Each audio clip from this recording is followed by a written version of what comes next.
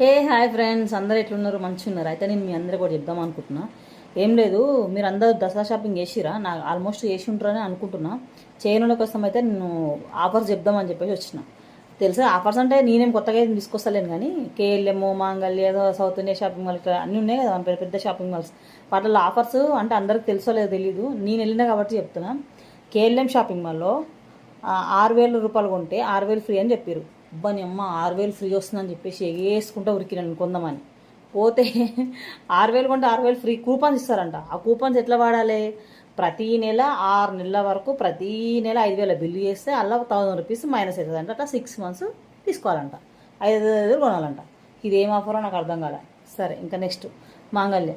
సరే, మాంగళ్యలో spot gift అంటే అక్కడ వెళ్ళిన ఏది తీసుకున్నా అట్లా 1,000 సంథింగ్ 1,000 రూపీస్ నుంచి కొనుగోలుపై స్పాట్ గిఫ్ట్స్ అని పోయి ఆడ షాపింగ్ చేస్తే 2,000 ఎంతో బిల్ చేస్తే ఇంత చిన్న డబ్బా ఏదో సంథింగ్ డబ్బా చేతిలో పెట్టిరనమాట.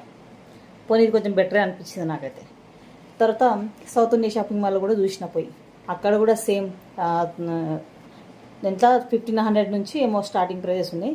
ఓ 2 చిన్న చిన్న కప్పులు ఇచ్చిరిపోతే అసలు మామూలు ఆఫర్స్ కావు, సూపర్ ఉన్నాయి అనమాట. మీకు ఇలా ఏ ఆఫర్ నచ్చితే అక్కడికి వెళ్ళి షాపింగ్ చేసేయండి.